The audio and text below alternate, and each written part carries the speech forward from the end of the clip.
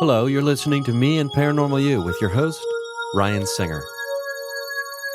Because it's more fun to believe. Awesome. Hey, everybody. Thank you for listening to another experience of Me and Paranormal You. This is your buddy, Ryan Singer. Um, I'm very thrilled today to be joined by Jennifer Wai, creator of Sacred Comedy, the the goddess deity of Hathor Productions. I think anybody who is familiar with Hathor knows that. Okay, yeah, okay, the boss of the god boss, mother of Ra, which most people think Ra is the boss, and it's like, no, Ra had a mom, and Ra's mom is the boss. But a really cool production company that focuses on the divine feminine and bringing bringing out the sacredness of performance and in live performance and comedy podcasting. Also, the host of the Self Consciousness podcast, which I was thrilled to be a guest on very recently. So you should check that out. Thanks for joining me today, Jennifer. Thank you so much for having me. Yeah. This is such a pleasure. Well, I think we're going to have a fun chat. Well, I know we're going to have a fun chat. Me too. As a continuation of when I was on your show. Now the tables are turned. Yes. Love And it. as a performer, obviously I'm very interested in the inspiration behind sacred comedy and all of that. And but obviously what goes into that, there's moments in life before that lead to the culmination of the production and the creation of such an event, and such a cool idea. Mhm. And it feels like it might be a good place to start at the beginning of your journey in some respects, when it Yeah. comes to, I don't know, the discovery of this way of life and the worldview that you have. Was that something that was part of the system, the household in which you grew up, or was it something you discovered on your own? Um, wow, what a great you're so good at this. Like, wow. That's great. I was just like so mesmerized by just listening. I was like, oh yeah, that's me. Um, so no, not at all. My household was a very stereotypical, unhappy, dysfunctional household in the 80s, where I think parents just kind of got married and had kids because they felt the pressure to. Um, Maybe shouldn't have, but I was very much a dreamy kid. I was very creative. I was always playing outside, digging up stuff. Um, Imaginary and, friends. you know, I didn't have imaginary friends. And I think that's only because I grew up very, very disconnected from myself. I was very much like a transparent, flowy, like jellyfish. And I was like, I was that kid that like believed everything that you told them. Was really just kind of like starry eyed and like always just, just daydreaming, coming up with stuff, building like realms in my basement, like just Mm-hmm. constructing things, making worlds out of my room. Um, Not very social. But a very But trusting I soul, a very trusting soul, it very sounds like. trusting, And so I think with trusting. that comes this excitement and curiosity about the world and wanting to create, right? And Yeah. world build. Yeah. And I would go nuts. And it's funny because my parents would later would tell me, because I was like, you neglected me. And then they were like, well, you just kind of always went to your room by yourself and just like took, just did whatever you wanted to do. And which was true. But I think, there was a reason. It was kind of, you know, I I was very creative. I was always sculpting, and I think because art, I was sort of I wasn't extremely talented at it, but I loved doing it and I did it all the time. All kinds of things, dance, singing, all kinds of things. But when it was time to like pick a major, I picked television radio for college. And my joke was always like, "Oh, I watch a lot of it. I want to just kind of work on it." But the truth was, I really did love creating productions of things. I have some photos of like a driveway play that I organized with like all of the kids in the neighborhood, where like I read a book and I like casted all the parts and set up chairs for the parents to come watch. And that's kind of that memory of like I wanted to get people together to do this thing. What book was it? Oh God, I have no idea. I just imagine it's like Where the Sidewalk Ends, or Something like that. It had to do with like a bug coming to, I don't know. oh, I I wonder really, how was it received in the neighborhood? oh, they loved it. It was 5 stars. Our chairs were totally filled up. I'm just kidding. They weren't filled at all. It's just like my dad taking pictures. Um, but I had always been I was also always the kid with a tape recorder and like a video camera. So I would always be recording sounds or trying to learn lyrics on the radio. And then I realized that I think television radio would be kind of perfect for me. So when I started that in college, it really was the perfect thing for me, learning how to edit, um, really just constructing narratives. I was a big fan of the montage that was, Oh, you know, okay. like being like an MTV kid, which was cool because I ended up interning for MTV. I was like, oh, I just want to be the person who gets to put the music on those things. And I actually ended up interning for the Real World and Road Rules, putting the music on the clips, which was awesome. Like I kind of had this life where I wanted to do something and then I did it. So I got through college. I did all the internships I was supposed to do. I went nuts back when we worked for free, ladies and gentlemen, when you had to do internships and not get paid for them. And then I couldn't get a job in the industry. So every time I tried to work in television, it was like this big huddle that I was just trying to like jump like to get into. And it just didn't work. I Was decided I it the wanted to, or sorry to interrupt, but no, please. was it a like I lack of family friend in the business kind of thing, or was it a connect? Yeah, Yeah, you think I like, think so. I for the last couple of years, I've just been like, it's because I didn't have balls, literally and figuratively. And I also would joke that like because my boobs weren't big enough, because I did have jobs in production, I just got treated like shit. And yeah, I wasn't allowed to do any production stuff. I would get like demoted to like receptionist. So I was like, okay.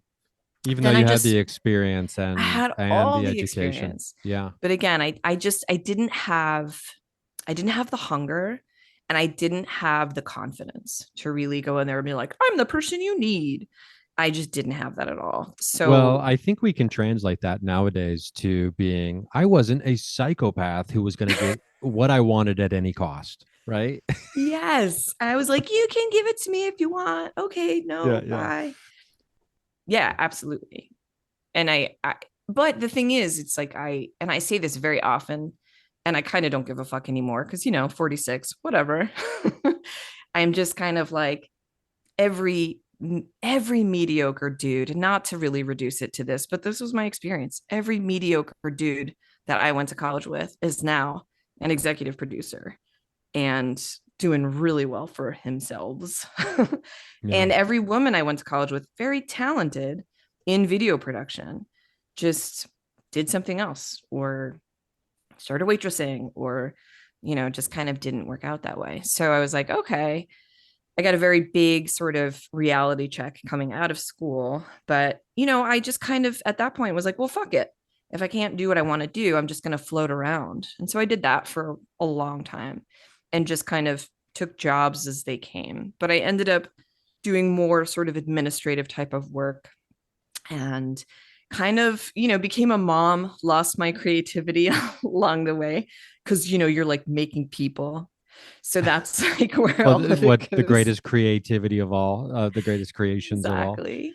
Yeah. And then I got very burnt out pretty much at every job, didn't quite understand. And one of the things that my husband has said to me is like, because no one wants like a documentarian doing their bookkeeping. I was like, oh, yeah, that's true. So I kind of denied that part of myself just to sort of fit into whatever boxes I thought I needed to get into. Always, doing creative things like DJing, not very well, trying to learn how to play music. A lot of that was just to get dudes, though. I swear to God, I was like a guy trying to get girls, but I was the reverse of that. I was like, I'm the dude who's like, I'm learning how to play the bass so I can get score dudes. You're the DJ, you're the guitar guy at the party. Exactly. I am. And I'm the fun dad. Like, I'm so many things that it's very confusing. But so then I think around 2015 is when I started really just asking a lot of questions, and I just jumped right into a lot of very woo-woo stuff. My most passionate sort of entryway into all of the woo-woo stuff was channeling. I was fascinated by channeling. So I went to YouTube school for a couple years, got my degree, followed a lot of channelers, sort of became very familiar with psychics and kind of how it worked, enrolled in a number of classes and courses, and did all the things to invest in myself, and ended up becoming an intuitive consultant, which was essentially a psychic life coach. That's how it was packaged. And I just got very bored with that. I don't know if bored is the right word. It just felt like I was trying to fit into another box of like how the world presents the psychic life coach. So, Oh yeah. And I think also I get the sense from you that, you'd reached a part of your journey where, you have a very wide and varied spectrum of interest, right? And when something is no longer holding your interest, it's okay to move on from that. And that's what you were doing. Ryan, why couldn't you have been my dad? Even though we're like 4 days apart. Yeah, right. That would have been very valuable to have known. Because I think we all do that, right? Like we all think like, oh, I'm a quitter.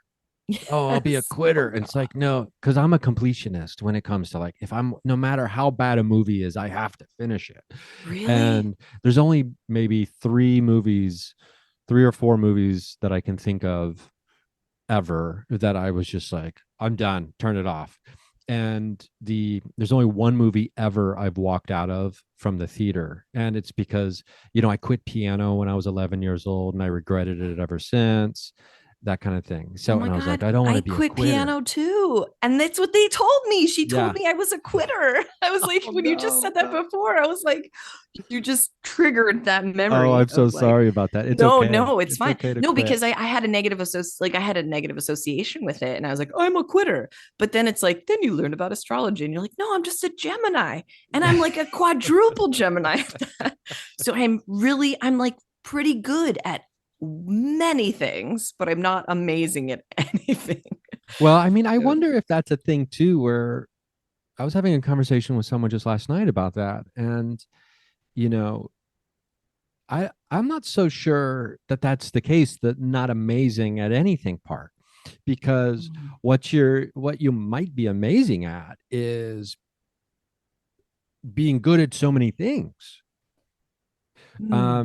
Right. I mean, because I don't know, I struggle with this myself, where I feel like, if I'm not amazing at one thing, because I do feel like I spread myself too thin sometimes by doing too many things, whether it's, making an app, doing a podcast, trying to be, doing my stand-up comedy, writing screenplays or things like that.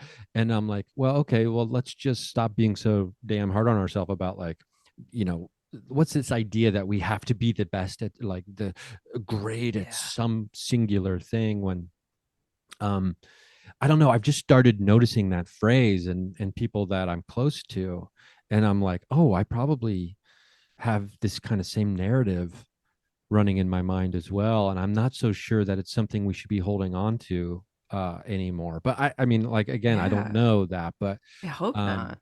I hope we can let it go. I mean, it feels like that whole like internal, and I've heard Jessa Reed say this a lot of times, but it's like that internalized capitalism.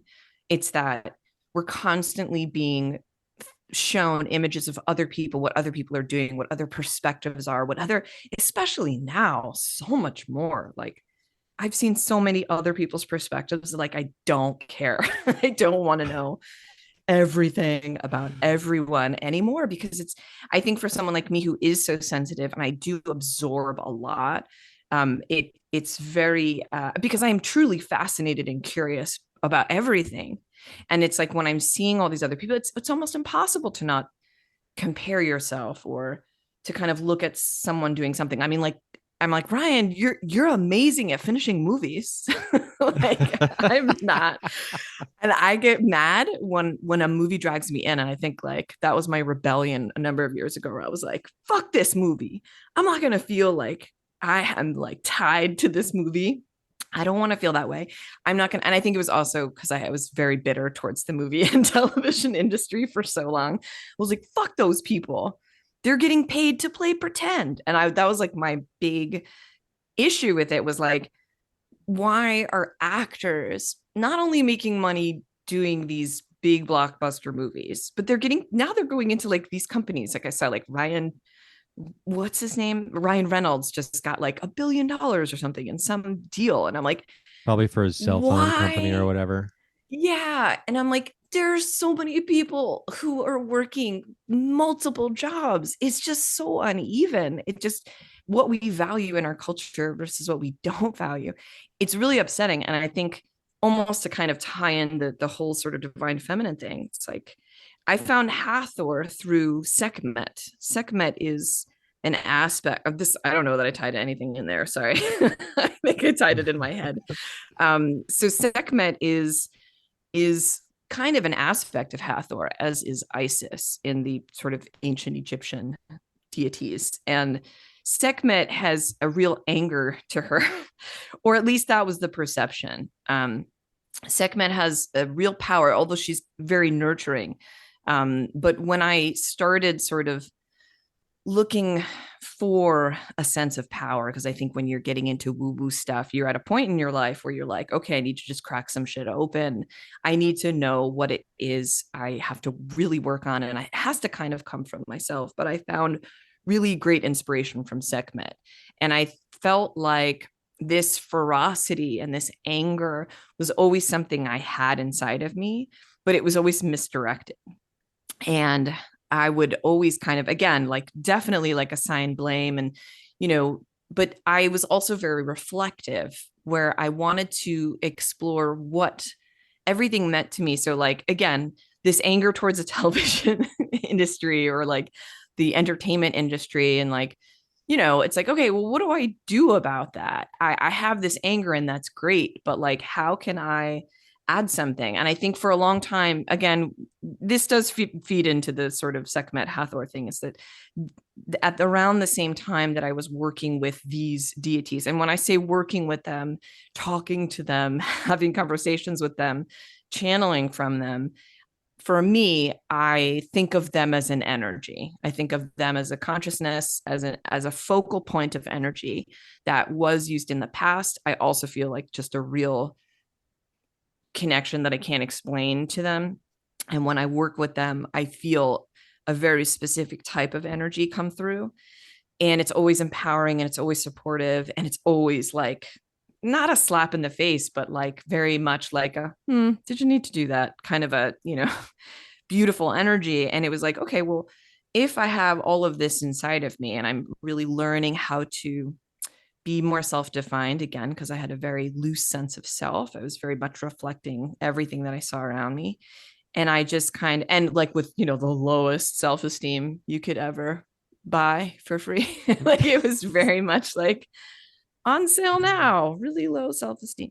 So it was like the perfect package. It like, so, in a way, I'm also at a point where I'm like, I don't really hold as much anger for my parents anymore because they provided the perfect shitty childhood for me to bounce back from and find all of these aspects of myself that I wanted to really like turn on and ignite. And I knew for a while that I wanted to create media somehow that wasn't, how do I put this? That wasn't intoxicating and distracting for people. I always loved that, like when I was very poor, I mean, not that I'm like way richer now, but it's like, it's like I would just watch like PBS on TV. And I loved how I could watch PBS and I didn't need to binge it. I was like, okay, I'm ready to turn it off now. And I felt like it was a healthier way to consume media. And I felt like there's got to be some kind of picture, words, images that you can put together, sounds that are going to be more healthy for people to ingest, as opposed to trying to just just get their eyes, get their attention, get their focus, with not even assuming the responsibility for what that means. Like, it would always piss me off that we make the same kind of movies over and over, that we focus so much on violence. And for, as a mom of a girl and a boy, I see do we have to make more violent movies? Like, we could, and someone on my podcast said this, and like, we could literally make movies about anything else. And I kind of reject that this is the reflection of human nature. I feel like we can evolve to a better type of human being consciously, but we're just not being conscious about it. So, kind of playing to the lowest common denominator, I feel like that's just a bullshit excuse. And I'm hoping this new Aquarian era will take us out of that. Yeah. I went on a big tangent there. Well, no, that's exactly what we love to have happen. I mean, you talked about a lot of really important things just now, and before I forget them, I mean, and very, and they were varied, which seems to point to your overall, vibe. But We can it's, say the ADD. idea of understanding these deities as energies, I think, is something that oftentimes I can forget. I do like to personify things, and Mhm. the personification of things, energies specifically, sometimes I can get carried away with, and then I'm actually just waiting for Ra to walk in the door, right? Yeah. And it's like, oh, here's a bird-headed god. Rod is here, and it's just like, okay, well, this is, so it's really a great reminder when it comes to, okay, what energies are resonating with you, and then how did we describe these throughout history, and so we label them as, potentially as these gods, these Yeah, and deities. I think the personification is important because we have to respect our meat suit. We have to respect that we're humans and that we kind of need some personification to feel a connection. Because you and I both know that connection, heart connection, is our greatest power, without sounding like totally cheesy, but it's what we can evolve with. But we just choose to kind of separate it from our heads and we choose to devalue it. And in my opinion, that's also an aspect of that sort of devaluing of the yin or devaluing of the feminine. We just don't appreciate emotions, we don't appreciate feelings, we don't appreciate the mystical without proof. Right, the material is the dominant. Let's take a quick Exactly. break here, because I Yes. do want to get into the something else you touched on, which I think directly is reflective of what we're talking about now. Mhm. And that is specifically, like, the results are like these movies, these action movies, these violent movies, and are the reflection of, getting eyeballs. How do we get eyeballs? And how do we get clicks? How do we get views? How do we get butts in the seat to this movie? And it's like, okay, trigger their endorphins, get their excitement going. Like, it has to be like the greatest thrill of their life. And why is that? Oh, so we can make money, right? And meanwhile, disregarding every other option, as far as, like, oh, making movies about anything else. Not to say that there aren't people out there doing that, but they don't rise to the top of the attention. They don't get the attention, and they don't get the, because of capitalism is the bottom line here, and everything else stems from that. But real quick, speaking of capitalism, if you want no commercials, which, it's hard to be in the entertainment industry understanding that everything is about commercial money. Mhm. And, like, oh, I want to be on a TV show. Well, that TV show only exists because of Procter and Gamble Mhm. uh, paying money for commercials for their products that you don't really probably need. Um, But you can be commercial free for $3 a month over at patreon.com/Ryan Singer, the child of capitalism. Ryan Singer, capitalism's prodigal son. So go check that out. And we're back from that capitalism break to talk about the ills of capitalism. The Love it.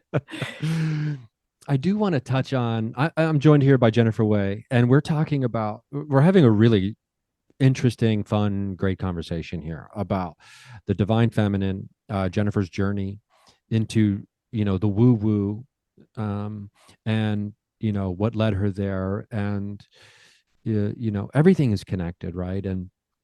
And when you set out to make something that is outside of the system that we all live inside of, which is pretty much now, because of the internet, I would say capitalism has taken over the world.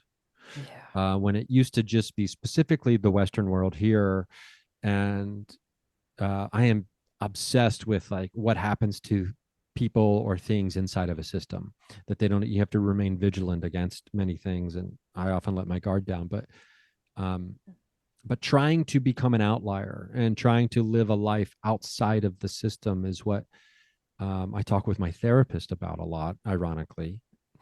And this is what you're doing with like Sacred Comedy and the production company, and fighting against, and it's really swimming upstream, right? Oh yeah. And I'd be lying if I said like, oh, my business plan is for someone with a lot of money to just contact me and be like, let me give you $20 million for the idea. And there's like literally a part of me that truly believes that might happen. But the truth is, I actually had to say to myself recently, Jen, I don't think you're ever going to be rich. And it wasn't like it was a big question, but it's like it's such a popular discussion everywhere because everyone's either like wanting more money or doesn't have enough money, or or at least everyone in my world. And it was kind of like, okay, I think I can accept that I will never be rich. And I think at this point, I think that's okay. And if I can be at peace with that, I can sort of create what I want to create, which is this way to showcase people in a format where they are doing something that I find almost holy, in a non-religious way, connecting with an audience, sharing something extremely personal, crafting it with such skill, and really creating something that can merge or meld the sort of spiritual world, and that's kind of in quotes, with this comedy world. And I think the challenge I'm finding, because this is my first year doing it, but the challenge I'm finding is those two worlds are very specific and navigating how to weave them together has definitely been a challenge, because I basically want to bring in people who are maybe beginning their spiritual journey or sort of just started learning about stuff. And I wanted to kind of, it's like, I'm like, don't be a cult, don't be a cult, don't be a cult. But it's like, I want to. But also, maybe we'll be a cult. But also, stop talking to your entire family. I really want people to experience what I just always talk about is just personal spirituality, which is a self-reliance, which is, not worrying about kind of all of the memes you're seeing on Instagram, although I know that I have to create them and I have to kind of be in that space. But like, there's so much advice in the spiritual field, in the marketing of spirituality, that I'm like, my eyes cross if I'm on there too long. I'm like, how do people get spiritual advice from this stuff? And why do people keep shelling it out? And again, me being one of them, like, how can I do it in a more true way where people can actually feel it inside of themselves and they don't have to worry that they're not doing it right? So, again, I'm still playing with the format of the show, but primarily it's about a 2.5 hour show. We have 3 comedians, and I lead everybody in meditation to begin with. And I tried to make it jokey and funny, but the thing is, I'm not a comedian and I'm not a performer. So, I mean, I'm performative, but I'm not like a seasoned, trained performer. So I'm learning how to kind of do what I do and help meld the experience of like going from a comic to like maybe pulling an oracle card to like going to another comic. Um, our next show is this actually tomorrow. And I am going to be experimenting with other types of things that we're bringing in. And I think I've been too concerned with bringing woo to people who aren't ready for it. So I'm trying to find like a middle ground. Now, I think the sort of capitalism thing is I do have to form partnerships with people. And I think that is something that is, or finding this new way, like you just kind of advertised your Patreon. I think Patreon is a fantastic thing for artists. It's like I think that kind of idea where you're just taking that back into your own hands and you can just really be a lot closer with your audience. I think that's a fantastic kind of step forward. And I would love to do something similar with Sacred Comedy, where if people can't go to the show, we do a cult like thing on Patreon. But the idea for Sacred Comedy originally was meant to be a festival, and I wanted it to be with tons of comedians, yourself included. And I wanted to have healers and workshops and all those kinds of things just coming together, which I still plan on doing. And then I just kind of said to myself last year, this was towards the end of the year, I was like, you know what?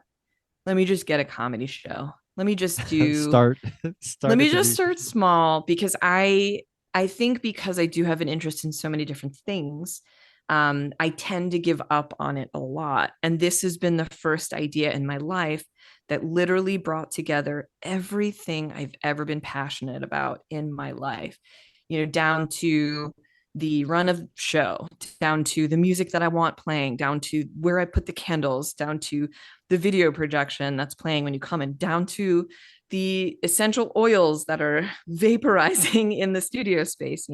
I want it to be like a wellness retreat, and it's become this passion project for me, and I have to find a way to make money from it. Or I should say, I have to find a way not to lose money. So there is a little bit of that challenge, and I think that's always going to kind of be there, if I'm being honest. But the nights when everyone comes together and the comedians are doing their things, I'm on cloud nine. It's like the most fun.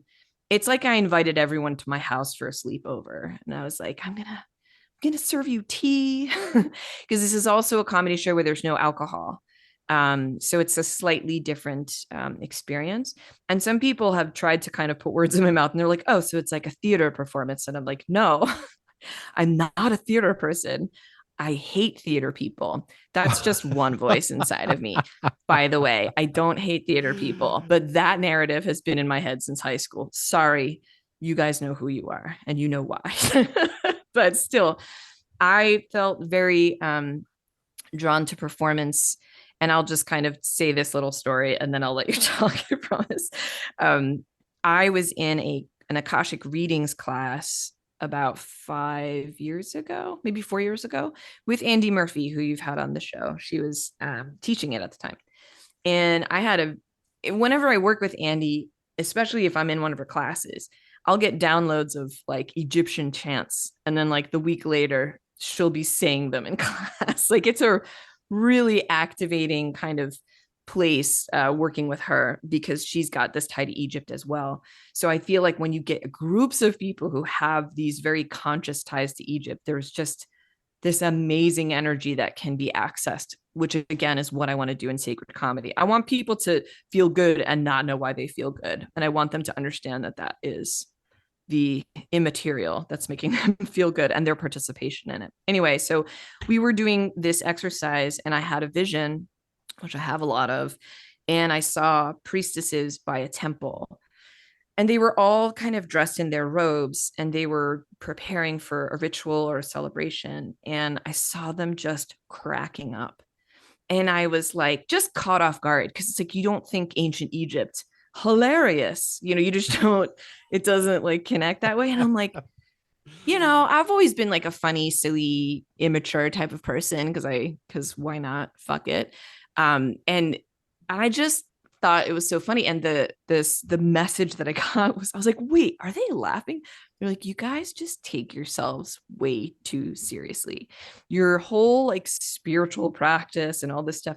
They're like, and it began this long conversation of how humor is so intrinsic to what humanity needs and is about, and this unseriousness, this playfulness, this joy is such an important part that we push aside. I mean, I think now we're saying things like that, like, oh, find your joy and smile and good vibes only and blah blah blah, which I also feel is like super dangerous at the same time because it's like completely bypassing. But they were just basically trying to tell me, whoever they are, and I believe it was a Hathor energy, that because that's who I was working with at the time, that humor really and performance, it just like all these things just started coming together, that performance and spirituality are very much linked. Because, and I had also read this as well, I read that shamans, oh god, what was it, basically like when a shaman is working and there's a group of people around to witness it, and the shaman is a little bit more sort of, I guess, dramatic, or whatever you would want to call it. There's more healing happening when everyone kind of is together, and there's a little bit of a performance happening, and that like leads directly to the healing, whether that's it's happening because I believe it to be happening. Great. Like I find no issue with that at all. Like if you believe something and it works for you, then that's there's so much power there. I think that we tend to dismiss it because it's like, oh, it's in your imagination, or it's like the placebo effect, or something like that. But it's like, if you believe it and it works, then who the fuck cares?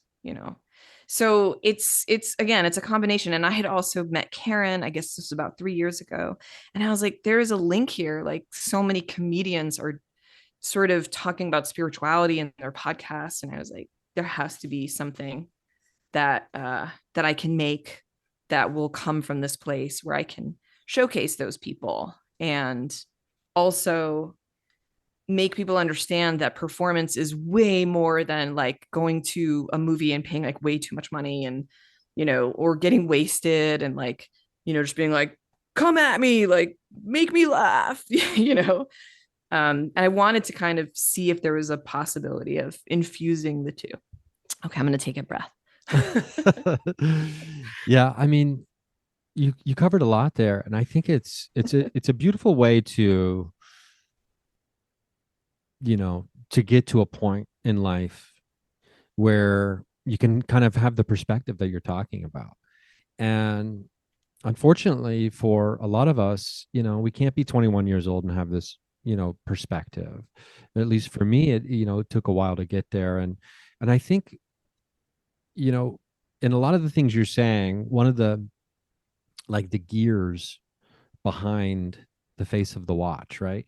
Of what you're talking about, into those gears, like time, experience, heartbreak, triumph.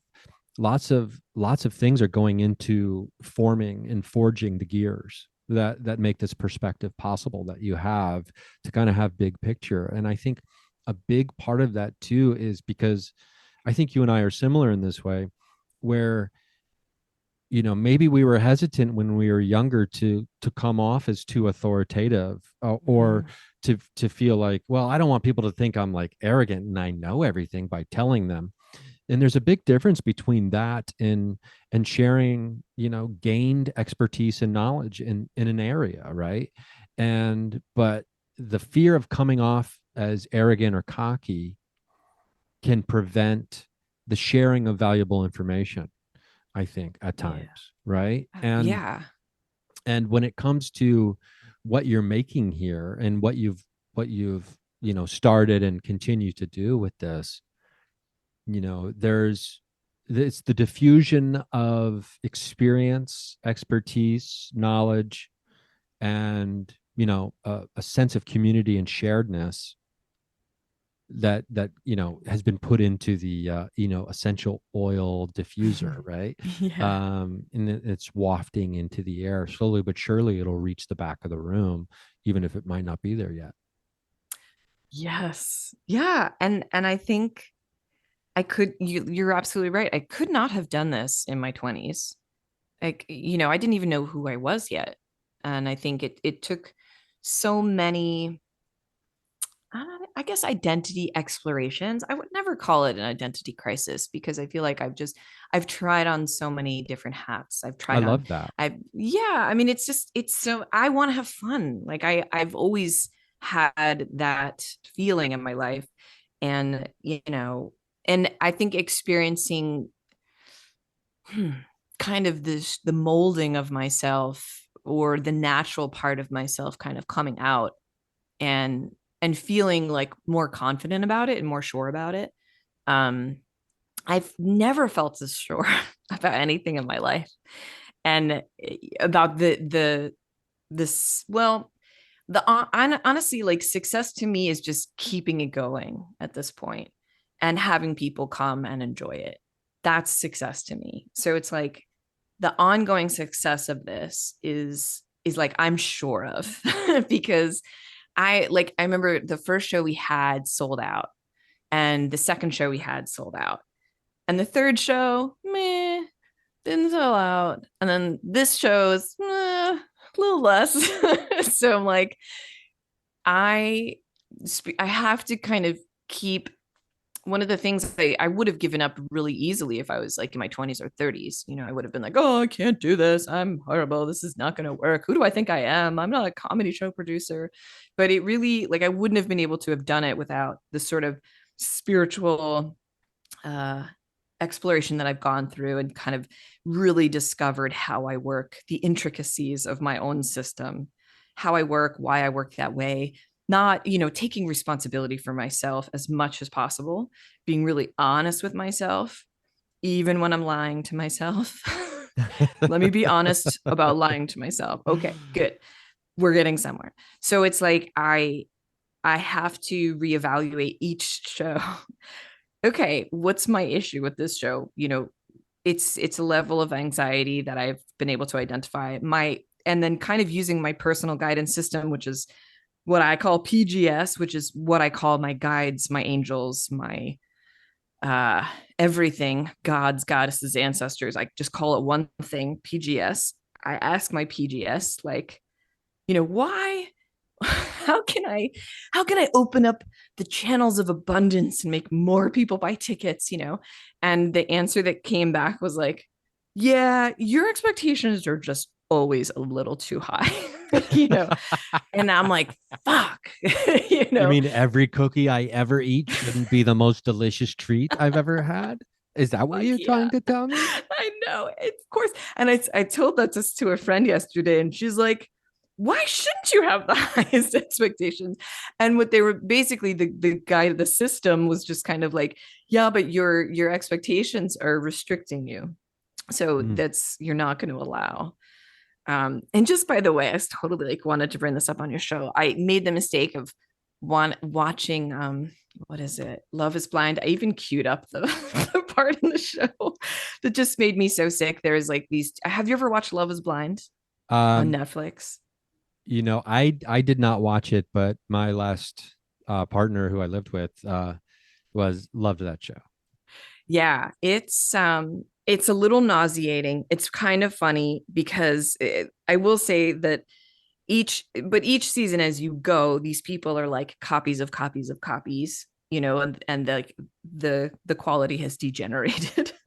And I just mean by people's personality and what they're presenting to the world. It's like degenerated like a VHS copy that's been copied a million times because people are just regurgitating what they think they're supposed to be regurgitating on TV. Oh, And to I'm gonna me, be it's the bad just boy. I'm gonna be the bad boy.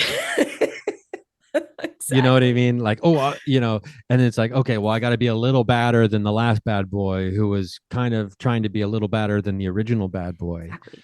Yeah, I'm I gonna be like totally. this guy plus a little bit of this guy and maybe Mhm. that girl Because too. they need drama. Because they need They do need drama, and I'm drama. They need the providing the drama. entertainment and the drama for Oh people. God. And one of the things I wanted to do when I was in college and getting out of college is I wanted to be a documentarian. Documentary was my number one all-time favorite, and that's what I wanted to do.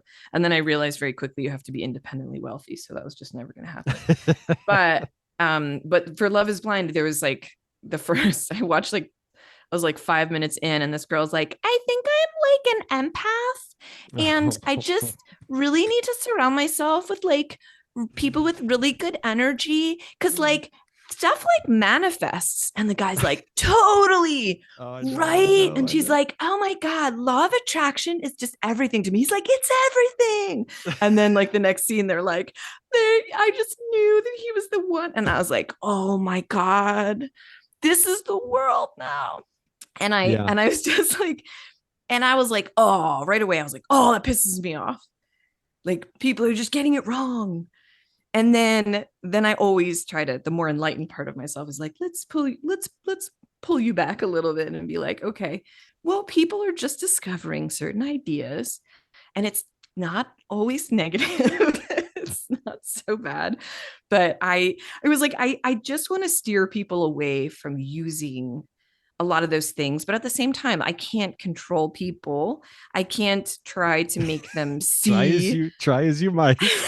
I know, I'm like, let me be the wise teacher that's like, why do Yeah. you think that, like asks the questions and makes the person find them the answer on their own. But I'm just like way too impatient for that. I'm like, it's this answer, it's right in front of your Yeah, that's face. really funny. I mean, the you made me think when you were doing that. God, I mean, it is cringeworthy when you see that stuff, I think it's resultant from the rise in spirituality, and especially during the lockdown, people trying to look inside themselves and find their own path, and with all of that is a rise in popularity, which also comes the commercialization of such things. And I Yeah. mean, we've been seeing it for years on whether it's Instagram or whatever, the trust fund kids, quote unquote, Yeah. who are super into crystals. And I just have to believe in the universe will let you just have to let the universe guide you. And it's like, well, you've never had to ever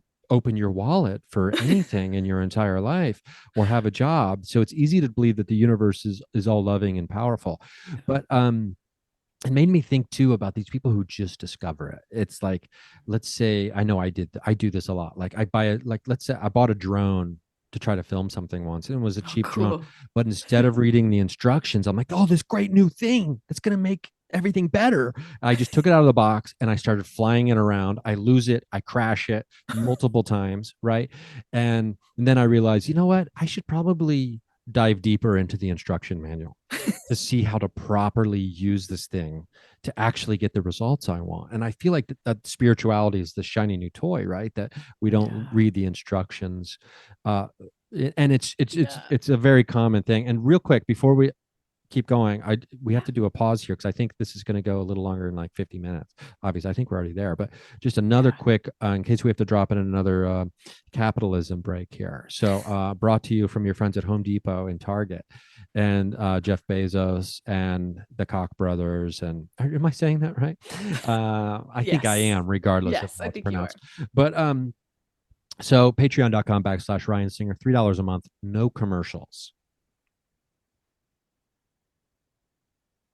And we're back from that. The brutal wheels of capitalism move forward as they melt the As I ice caps. literally am looking at a message that Amazon has just delivered packages to my porch. Literally, they take a photo under the sign that says, please do not leave packages on the porch. They will be stolen. And it's literally a Wow. photo of Do them you right need to on go the grab that porch. real quick? No, I'm going to Okay. let the universe take care of Okay. it. Yeah, AKA the druggies that live across the street that literally like trail the Amazon and just like steal it. It's fine. Oh It's wow. fine. Well, I'm here with Jennifer Wai, and before we as we move into this final segment, I suppose we'll call it. I am interested in going a little deeper into something you were talking about, and your PGS, your personal guidance system. I think, and you've gone through a lot of different, avenues and, personality explorations and spiritual explorations throughout your life. And with that comes, a lot of interesting details, I think, that can be shared. And I'm curious if you're willing to go down this, dusty path. Some of the, and I don't think I really talk about this very much, but maybe like some of the failings of a path that you thought might have been, for you, like, oh, this is it. And it ends up not being, maybe because it's kind of a false advertising situation, that maybe it had been advertised as something else, and then when you get into it you realize, like, and maybe it's the intuitive psychic coach thing, right? That you did for a while, and then you realize, well, this isn't for me, and I'm going to move to something else. Is there anything that sticks out for you when it comes to, like, okay, yeah, either it was the system, the idea, not like a personal failing on your part, you know what I mean, but a failing of the Those are thing. great though. Well, yeah, I mean, we could go there as well. There's been a lot. I mean, I feel like 1 out of 3.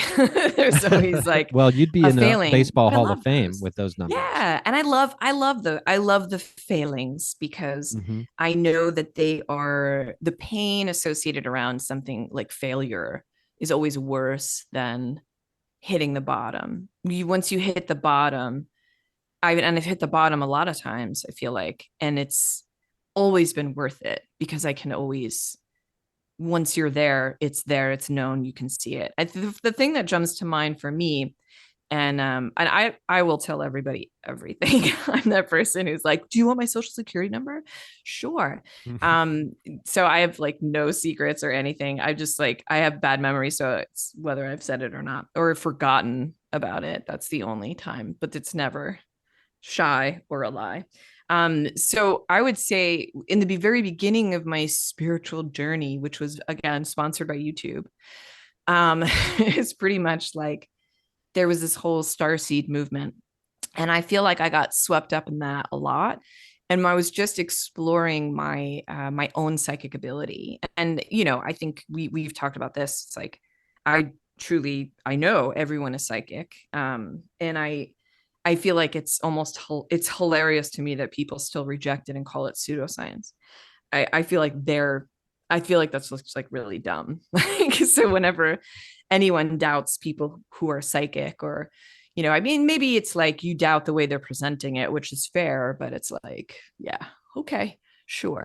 I'm just like, so if this is also, I'd kind of tell my son, like, we do psychic exercises, like we play psychic battleship, like I'll say to him, like, imagine a number and a letter, and like we just test that out. And I'm like, and if it's psychic, and like you can't get in trouble for cheating because psychic's like not real. So That's a really teach great your game kids. Psychic to. battleship is so much fun. Oh my Anyway, so gosh. so as my abilities were starting to open, it's very hard to not, for me especially, get affected by the YouTube videos that you see of other people's experiences, and kind of like the way they describe it. It's the wrong teachers, I would say.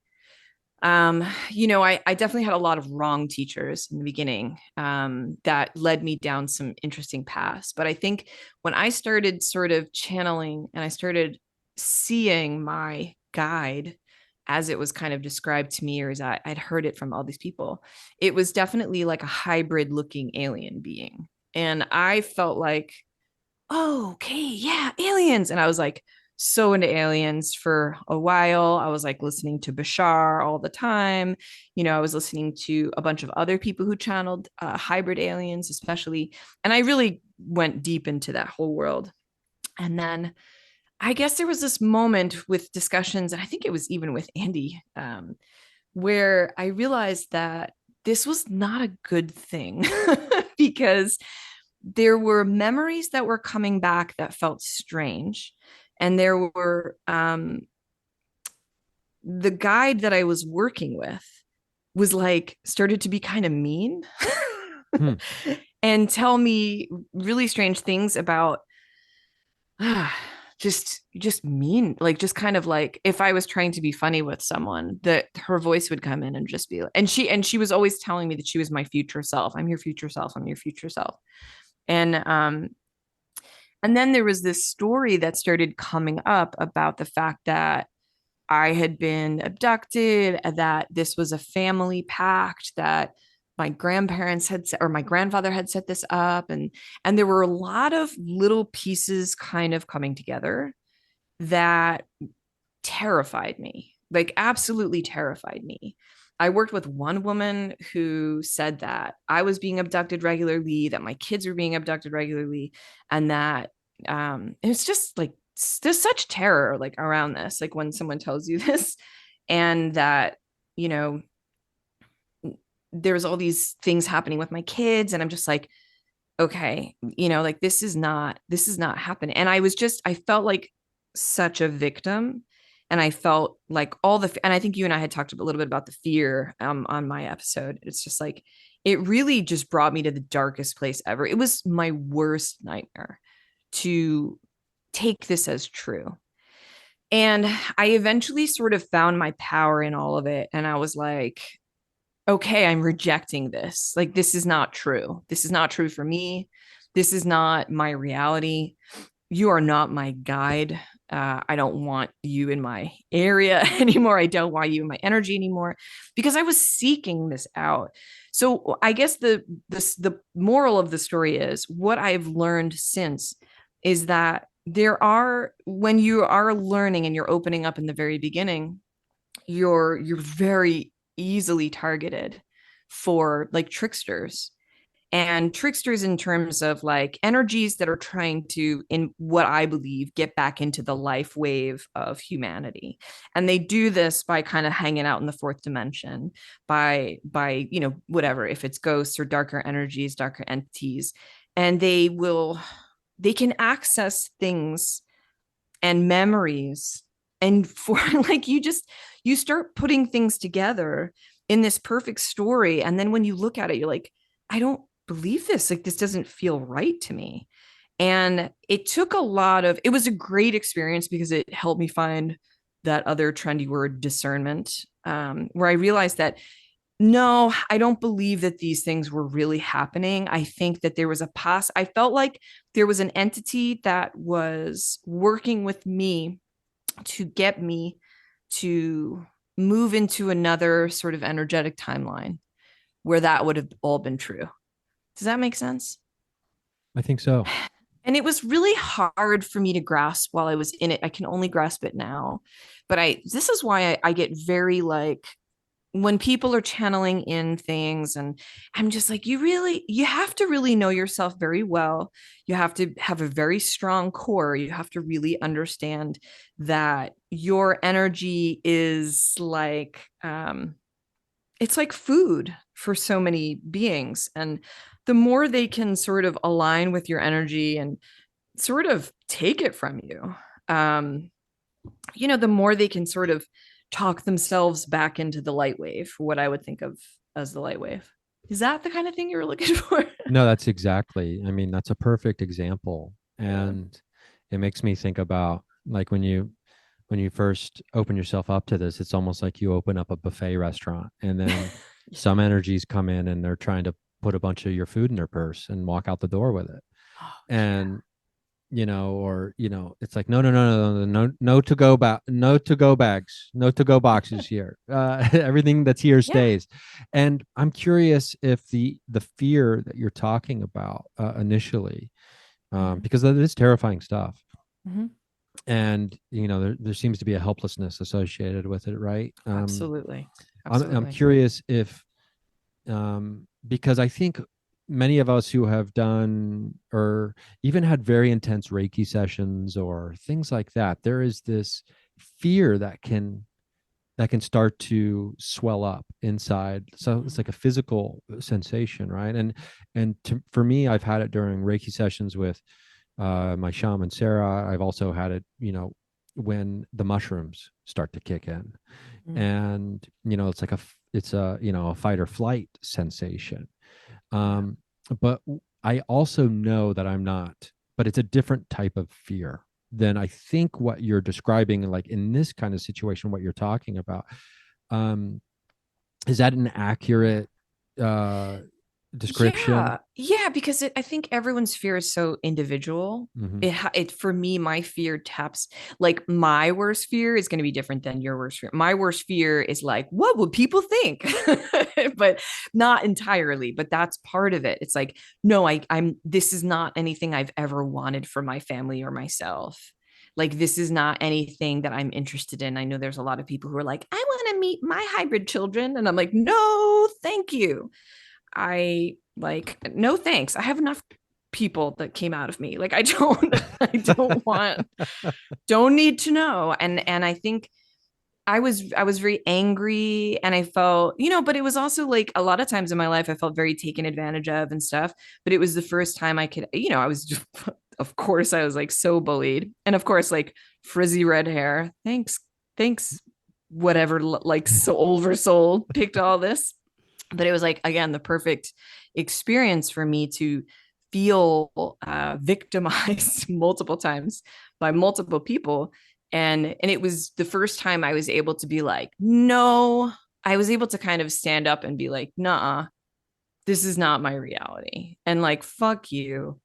I could turn that scattered anger and I could focus it and be like, this is my energy. And when you grow up with really low self-esteem and you're like the ultimate people pleaser and the ultimate sort of like love bomber or whatever you want to call it, all the trendy words, you're really just looking for some kind of validation and acceptance externally, and you're supposed to find it inside. But these kinds of experiences were the only kinds of experiences where I could really find that inside. And I also like props to Sekhmet, embodied Sekhmet. It's like when you can align with a deity or something that can give you a sense of encouragement and strength that like you can really do this. Like no entity can take your energy without your permission, and really being strong on that and like not allowing this bullshit. And I think I had to also tell myself that these things were like lice or like ticks, and that kind of helped because it's like it's the preconceived ideas, it's the belief system that you grow up with, that's the source of the fear. It's like the framework of what's scary to me is like, it's almost, I hate to say it, but like Bigfoot and like all those documentaries that they showed in like the 80s, or like unsolved mysteries, or like that shit scared the crap out of me. And now I feel like I can safely say nothing scares me. And I'm like, what, you want to kill me, bro? Let's go. Fucking go. Well, that's great to Yeah. hear. And I always do get, I guess red flags do pop up for me when I start hearing like doomsday narratives, and Mhm. especially when people in positions of like spiritual counselors or psychics and things like that, when they Mhm. start to feed a person like the victim storyline, Oh yeah. it it for me, not to say that that they're not all like trying to make them aware of something in a genuine way, but for me it really does speak to like, okay, I'm going to try to make this, if this person feels less power, they therefore need me more and will continue to need me to guide them through this, as a way of like, not farming a client base necessarily, Oh yeah. but I do, and not to say that they're setting out with ill intent to do this either.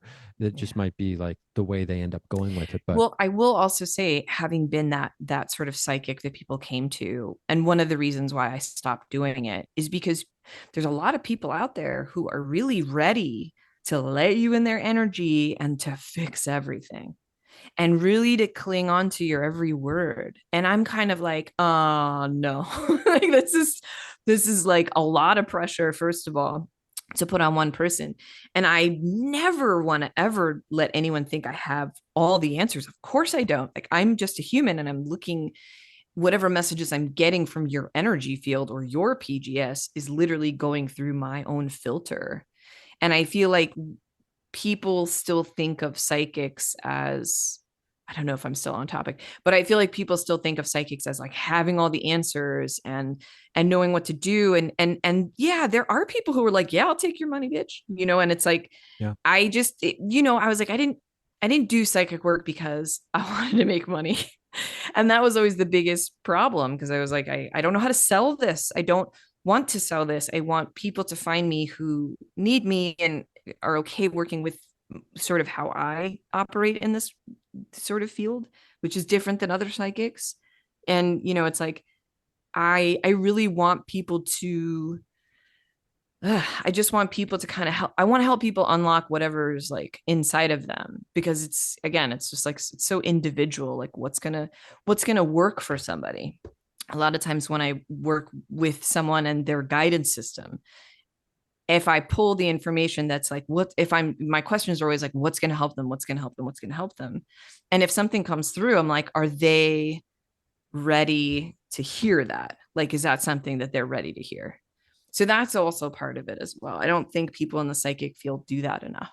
I don't think they honor how intimate it is to be in someone's energy field. I'm just going to go on a rant about being psychic. Well, I mean, for a lot. I mean, it's such a power. There's so many powerful moments when, someone has tapped into their psychic abilities and then can reveal something that they shouldn't have known, and it is a very powerful moment for the person that it's being revealed to. Sure. And I think we've all been there, where it's just like, oh my God. And then with that can come, well, tell me everything. Oh my God, you knew that.